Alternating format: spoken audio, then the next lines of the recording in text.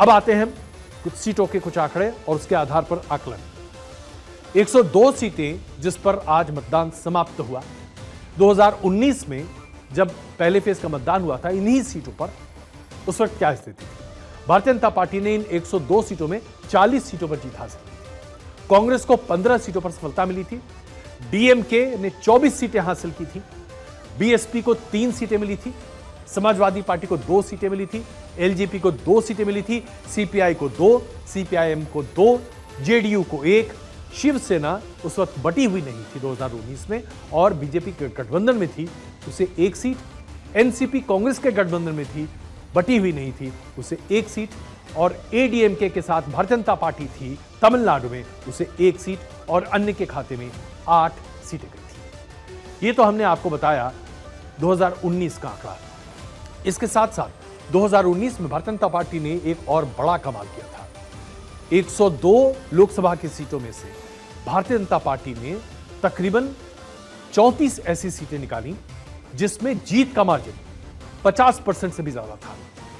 और यह बताता है कि किस तरह से भारतीय जनता पार्टी ने अपने पोलिंग परसेंटेज को ही नहीं बढ़ाया बल्कि वोटिंग मार्जिन को बड़े पैमाने पर सामने रखा।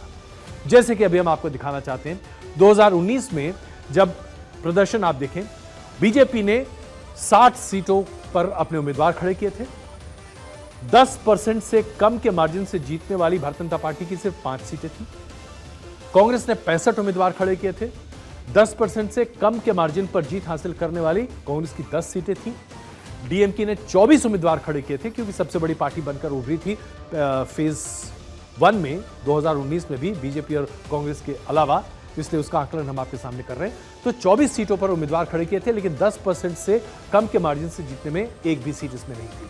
लेकिन जैसे ही हम ये वोट मार्जिन बढ़ने वाली बात आती है तो देखिए 10 से 20% में सिर्फ कांग्रेस की 3 सीटें आई, 20 से 30% में बीजेपी की 2 सीटें आई, कांग्रेस की 6 सीटें आई। लेकिन अब वो आंकड़ा आ रहा है जो आपको बताने जा रहा है कि 50% से ज्यादा जिन सीटों पर भारतीय जनता पार्टी को सफलता मिली वो 34 थी। 30% से 50% के मार्जिन से जो भारतीय जनता पार्टी ने सीटें जीती थी वो 19 थी। जबकि आप कांग्रेस की स्थिति देखिए, कांग्रेस की स्थिति बीजेपी से वोट मार्जिन के मामले में कम थी। हालांकि कांग्रेस और सहयोगी दलों ने काफी अच्छा प्रदर्शन 2019 के फर्स्ट फेज में किया था, लेकिन 2024 में क्या यही प्रदर्शन होता हुआ दिखाई देगा? यही यक्ष प्रश्न है।